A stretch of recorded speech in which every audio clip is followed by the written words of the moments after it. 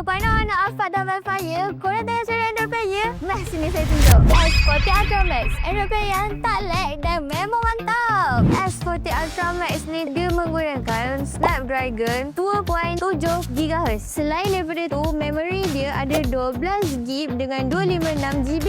Jadi, storage dia tak adalah lag and boleh letak banyak-banyak app. Warna lebih clean, lebih hidup compare dengan player lain. Screen dia nampak lebih mahal sebab dia ada QLED. Terus monitor tak mainlah adapter bro, dia terus dari HDMI. Lepas tu nak on pun tekan je. Senang kan?